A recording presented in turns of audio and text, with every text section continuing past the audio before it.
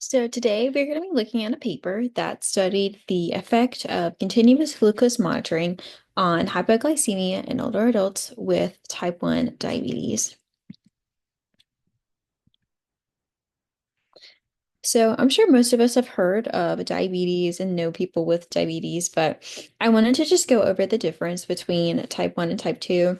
So type 1 diabetes is an autoimmune disease, and in this situation, the body will actually attack the cells that typically produce insulin.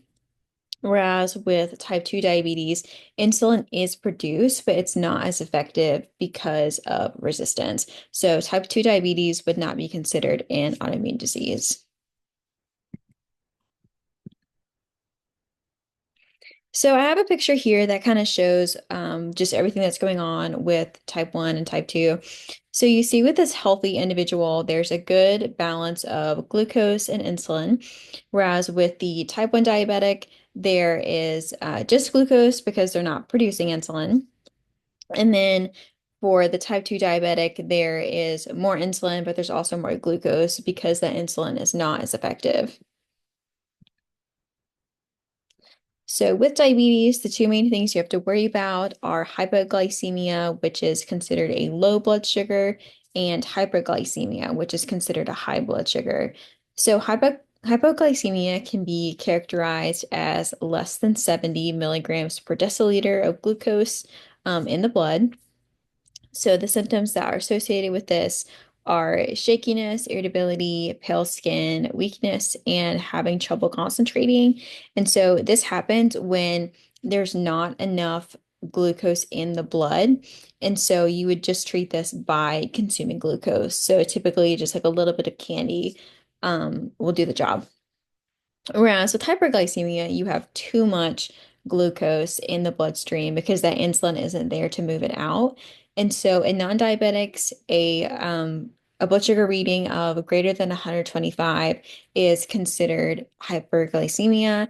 And so you would treat this with insulin because, like I just mentioned, there's too much sugar in the blood. So you just need insulin to move that out.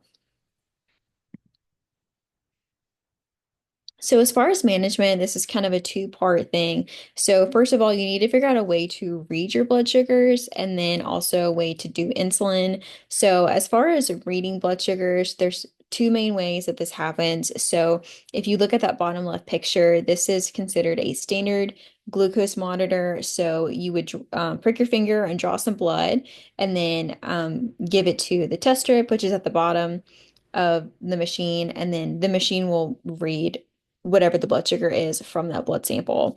Whereas with the CGM, which is that bottom middle picture, you can see there's the little circle patch that's on the arm. And so that will be changed out every 10 to 14 days. And so that patch will just continuously read a blood sugar. And so either typically on the phone or maybe on another device, it'll show those blood sugar readings so the diabetic can see it from there. And then as far as treating blood sugar, shots are a little bit more old school, but there are people that still do it that way. And then the insulin pump is becoming more common. So typically there will be programmed information into it. And so you can tell the pump, my blood sugar is this, and I'm getting ready to consume this many carbs, and it will calculate from the information in it how much insulin needs to be done. So for this study, like I mentioned, it was done in older adults. So everyone was at least 60 years old and had type 1 diabetes and had not used a CGM before. And they used either an insulin pump or an insulin shot. And they all had an A1C of less than 10.0. So this essentially just kind of tells you how well you're doing with your blood sugars. So a non-diabetic will have a A1C of less than 5.7. So I think that the reason that they chose people that had a less than 10.0 A1C is because if your A1C is greater than that, your blood sugars are running really high and they're looking at hypoglycemia. So they probably wouldn't be good candidates. So everyone had a 2-week period where they had a masked CGM. And so during this period, the researchers could see what their blood sugars were, but the diabetics could not. So they continue to manually check their blood sugars for that 2-week baseline period.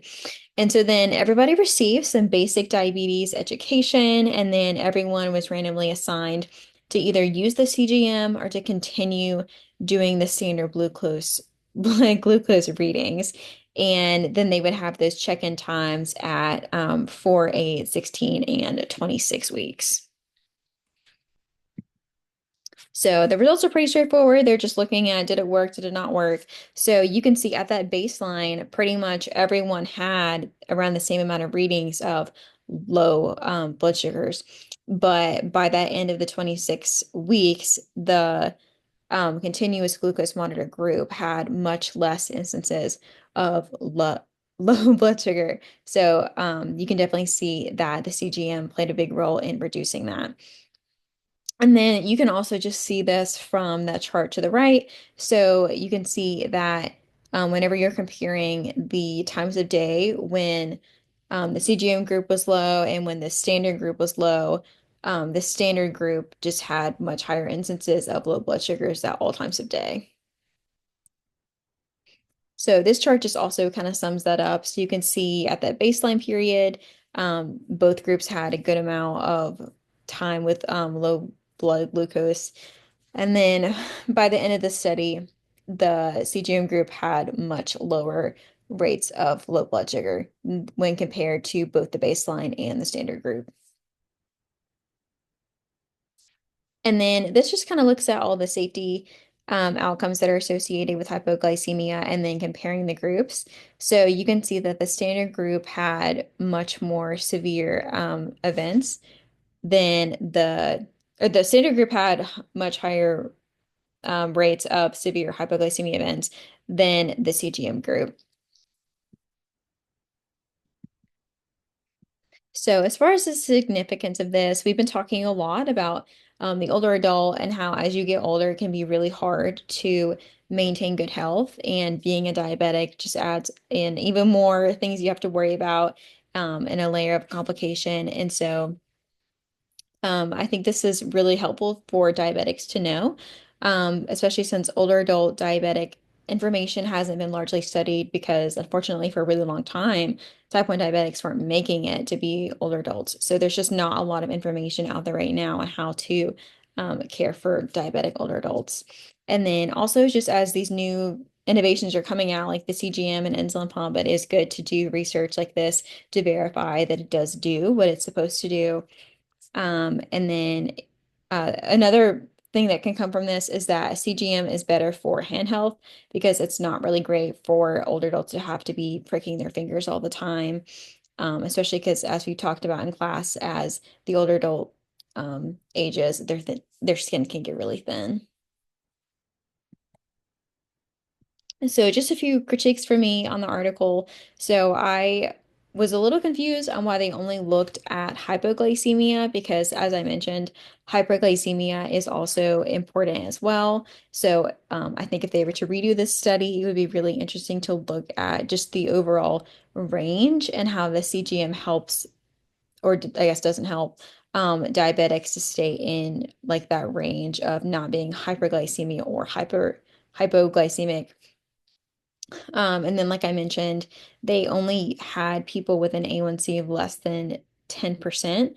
But if your A1C is over 10%, that is a problem. So I think that would be really interesting to look at just like the full range of blood sugars and to see if a CGM could really help out someone that had an A1C higher than 10% to get their blood sugars lower. And then they also only looked at one type of CGM. So this was something they discussed in the limitations of it might be helpful to look at several different CGMs since there are more than one on the market and just see if different CGMs have a different impact on hypoglycemic effects.